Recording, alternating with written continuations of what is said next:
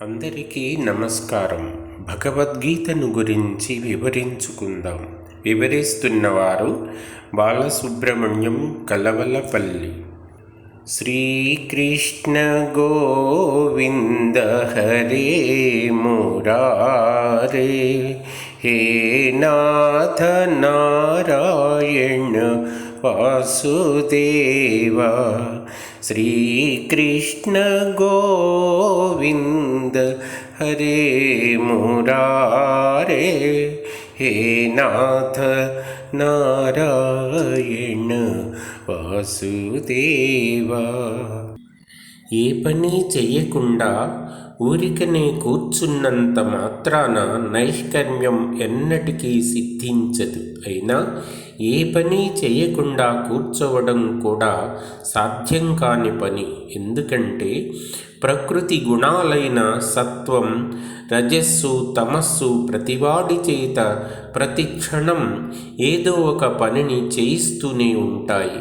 కర్మేంద్రియాలను అణచిపెట్టి పైకి విరాగిలాగా కనపడుతూ మానసికంగా విషయ సుఖాలను అనుభవించేవాడు గొప్ప మోసకారి. జ్ఞానేంద్రియాలను, మనస్సును నిగ్రహించి సంగం లేకుండా కర్మేంద్రియాల ద్వారా కేవలం కర్తవ్య భావనతో కర్మలను ఆచరించేవాడు నిజమైన కర్మయోగి. అతనికే నైష్కర్మ్య సిద్ధి కలుగుతుంది. ఫలాపేక్ష లేకుండా కర్తవ్య భావంతో ఏదో ఒక పని చేసి తీరాలి. అలా చేయకుండా ఊరికే కూర్చొని సోమరిపోతులకు శరీర యాత్ర ఎలా గడుస్తుంది? ఏ పని చేయకుండా సోమరితనంతో ఉసూరుమని కూర్చోవడం కంటే ఏదో ఒక పని చేయడం ఎంతో మంచిది. ఫలాసక్తితో చేసే ప్రతి పని మనల్ని బంధిస్తుంది. అనాసక్తి యోగంతో కర్మలను ఆచరించిన జనకాది రాజర్షులు సిద్ధిని పొందారు. ఫలాసక్తి లేకుండా కర్తవ్య భావంతో చేసే పని ఎన్నటికీ ప్రతిబంధకం కాదు, సరికదా? పరమ పదాన్ని సంపాదిస్తుంది. అదే కర్మయోగం. తస్మాదసక్తః సతతం కార్యం కర్మ సమాచర, అసక్తో ఆచరన్ కర్మ పరమాప్నోతి పూరుషః. కర్మయోగంలో సిద్ధిని పొందిన వాళ్ళు కూడా లోకానికి సరైన మార్గం ఇది అని తెలియజేయడానికి కర్మలను ఆచరించవలసిందే. లోకం ఎప్పుడూ గొప్పవాడు నడిచిన మార్గంలోనే నడుస్తూ ఉంటుంది. వాడు దేనిని ప్రమాణంగా తీసుకుంటే దానినే అనుకరిస్తుంది. అందుకనే చుట్టూ ఉన్న సమాజం మంచిగా ఉండాలంటే ముందు తాను మంచిగా ఉండాలి. భగవంతుడు లౌకిక వ్యవహారాలు చేసి సంపాదించాల్సింది ఏదీ లేకపోయినా కర్తవ్య భావంతో కర్మలను ఆచరిస్తూనే ఉంటాడు. అలా కాకపోతే మానవులు కూడా అంత గొప్పవాడు, అవతార పురుషుడు ఆయనే చేయలేదు, మనమెందుకు చేయాలి అని సోమరులై కర్మభ్రష్టులైపోతారు. సాంకర్యం ఏర్పడి చివరికి ఈ లోకాలే నశించిపోతాయి. కనుక కర్మఫలాన్ని భగవంతునికి అర్పించి కర్తవ్య భావనతో నిస్సంగంగా కర్మలను ఆచరించాలి. ఆత్మను ఇతర తత్వాల కంటే భిన్నమైన తత్వంగా గ్రహించి బుద్ధితో విచారణ చేసి తాము ఆత్మస్వరూపులము అని జ్ఞానులు గ్రహించగలుగుతారు. వాళ్లకు కర్తృత్వ అభిమానం ఉండదు. నేను సాక్షి మాత్రుడను అనే ఎరుక ఉంటుంది. కర్తృత్వ అభిమానం లేకపోవడం వల్ల భోక్తృత్వాభిమానాన్ని, ఫలాసక్తిని కూడా వాళ్ళు తేలికగా పోగొట్టుకోగలుగుతారు. ఈ జ్ఞానయోగాన్ని ఉపాసించే జ్ఞానులు బాహ్య ప్రపంచం జోలికి పోకుండా అంతర్యామిగా హృదయంలో ఉండే పరమాణు స్వరూపుడైన పరమాత్మపై ధ్యానాన్ని నిలిపి సిద్ధిని పొందుతారు. అంతఃశత్రువులను అణచివేసి భగవంతుణ్ణి ఆశ్రయించి ఎప్పుడూ ఆయన్నే ధ్యానిస్తూ ఉండే జ్ఞానులు కూడా మోక్షాన్ని పొందుతారు. భగవంతుణ్ణి కర్మలు బంధించవని, ఆయనకు కర్మఫలాసక్తి లేదని తెలుసుకున్న జ్ఞానులకు ఎన్నటికీ అతడి కర్మబంధాలన్నీ వివేకాగ్నిలో మాడి మసైపోతాయి.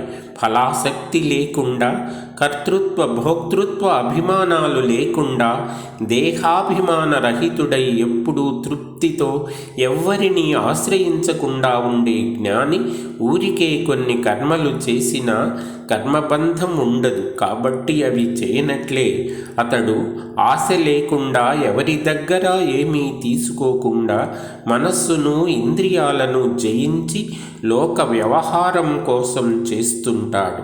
ఏ వాసనలు లేని ఆ జ్ఞాని మనస్సు కర్తృత్వ అభిమానాన్ని చంపుకొన్న తరువాత ఏ పని చేసినా అవన్నీ అకర్మలే అవుతాయి.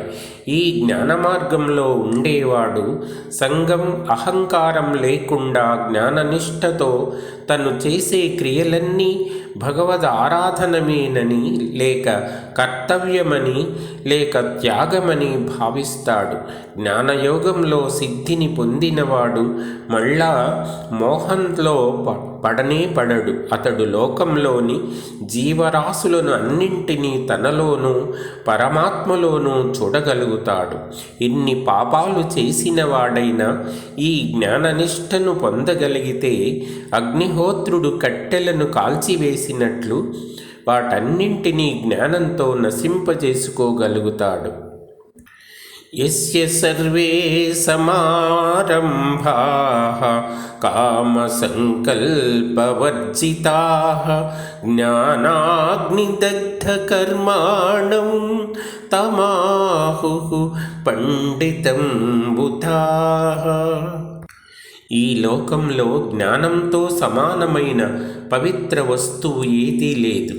భగవంతునిపైన, గురువుపైన, శాస్త్రాలపైన శ్రద్ధ కలవాడు జితేంద్రియుడు ఈ జ్ఞానాన్ని తప్పక పొందుతాడు. దాని ద్వారా పరమశాంతిని కూడా సాధిస్తాడు.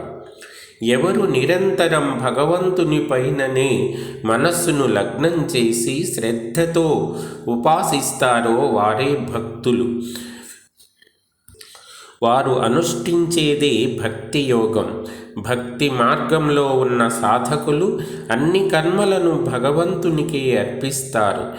ఎంతో ఆసక్తితో, ఏకాగ్ర చిత్తంతో ఆయననే ధ్యానిస్తారు. మనస్సును తనలోనే లయింపచేసిన ఆ భక్తులను భగవంతుడు ఈ సంసార సాగరాన్నించి ఉద్ధరిస్తాడు. మనస్సును నాపైననే స్థిరంగా నిలబెట్టు.